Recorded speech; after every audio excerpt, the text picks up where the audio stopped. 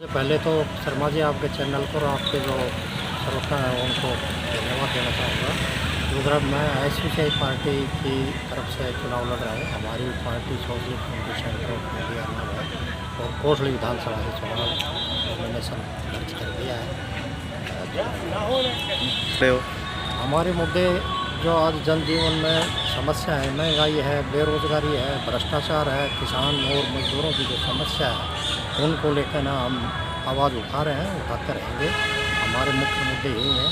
अभी जो अग्निवीर की जो योजना है सरकार की, उसके खिलाफ भी हम जो है वो आवाज़ उठा रहे हैं और ये एकदम गलत नीति है सरकार की जो अग्निवीर ले आए हैं, ये इनके खिलाफ भी आवाज़ उठा रहे हैं। बल्कि ऐसा हो रहा है कि ये हमारे नौजवान बच्चों को तो अग्निवीर में धकेल रहे हैं और जब इन लोगों को टिकट नहीं मिलती, 5 साल जब मलाई खा लेते हैं तो टिकट नहीं मिलती तो रोने लग जाते हैं। तो जब 5 साल के लिए अग्निवीर को देते हैं तो ये भी अपना संन्यास ले लें राजनीति से, ये भी अपनी छुट्टी कर लें कि अग्निवीर की योजना लागू करी है तो हम भी आगे चुनाव नहीं लड़ेंगे। ये कोटली में मुख्य समस्या एक तो ख़ास तौर पर आज जो किसानों की जो समस्या है वो कर्जा जो किसानों के ऊपर भारी रकम है उसको सरकार ने ख़त्म करना चाहिए, कर्ज मुक्त करना चाहिए। दूसरा, आज हम जितनी भी हमारी फसल होती है जो बाज़ार में बेचने के लिए मंडी में आते हैं तो हमारे परचेज सेंटर नहीं है। हमारे डैना गांव के अंदर एक मंडी बनाई जाए, परचेज सेंटर खोला जाए ताकि किसानों को अनाज बेचते वक्त तकलीफ़ ना हो, समस्या ना हो, बड़ी बड़ी लाइनें ना लगानी हो। इस किस्म की समस्या है। हमारे पानी की आज समस्या है, भयंकर समस्या है। कहीं पानी का जल भराव हो जाता है, उससे फसल बर्बाद हो जाती है और कहीं सूखा पड़ जाता है तो फसल सूख जाती हैं। तो हमारे पास ये समस्या है। हमारे कुछ एरिया में जो ढहना ब्लॉक है, खोड़ ब्लॉक है, उस एरिया के अंदर हमारा पानी का जो स्तर था वो नीचे चला गया। वहाँ नहरी पानी की कोई व्यवस्था नहीं है। नहरी पानी की व्यवस्था होनी चाहिए। और आवारा जो पशु है ख़ास तौर के ऊपर हमारे क्षेत्र में पशु जो बर्बाद कर रहे हैं फसल को, उनके ऊपर सरकार पाबंदी लगानी चाहिए, रोक लगानी चाहिए, उनका इंतजाम करना चाहिए।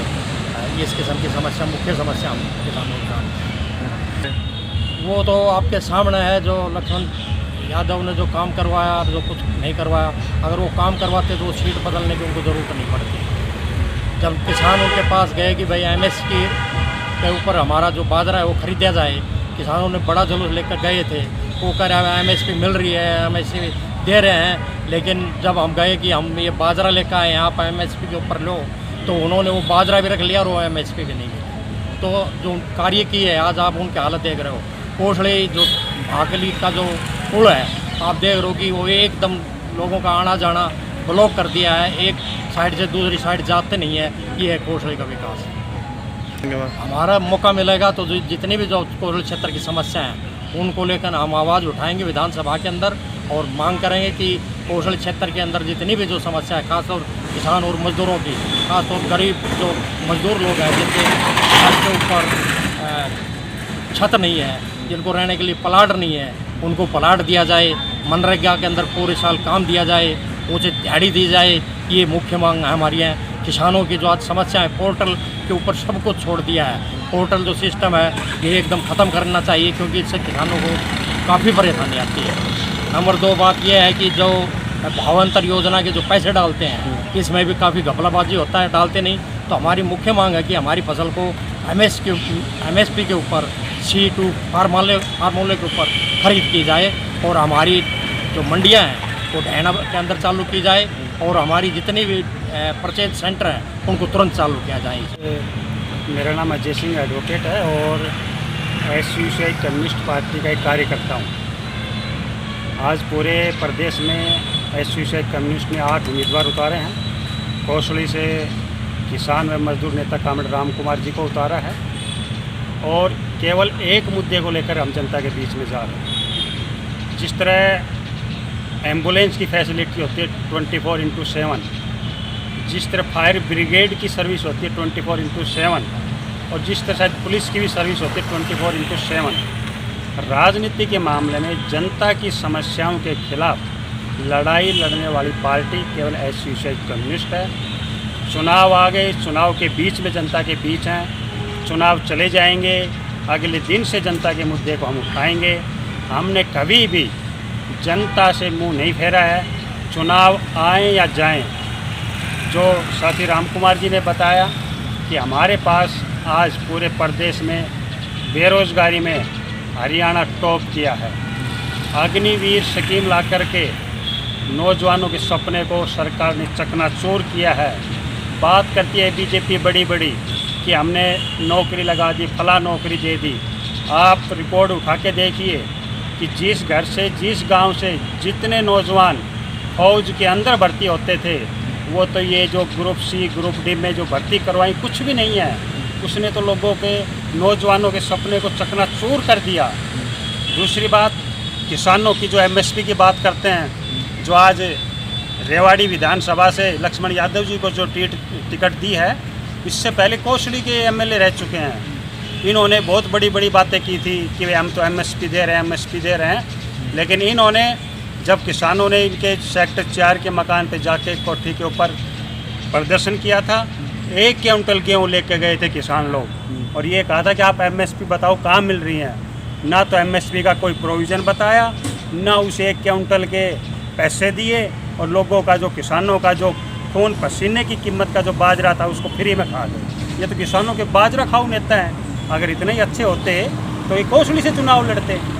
और कांग्रेस में कोई फ़र्क नहीं है।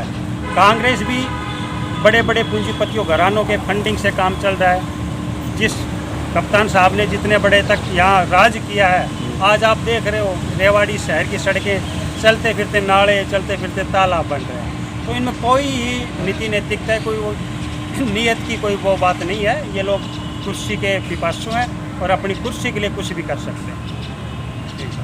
नहीं, घोषणा होती हैं, घोषणाएं बहुत होती हैं, लेकिन प्रैक्टिकली क्या लोगों की सरसों, बाजरा, गेहूँ, आप एमएसपी की बात छोड़िए, जो लोग गेहूँ या ज्वार या बाजरा या सरसों घर में नकली तो नहीं बनते, किसान अपनी मेहनत से खेतों के अंदर उगाते हैं। अभी आपने पीछे सर्दियों में देखा, सरकार ने अचानक एकदम से सरसों की खरीद को बंद कर दिया।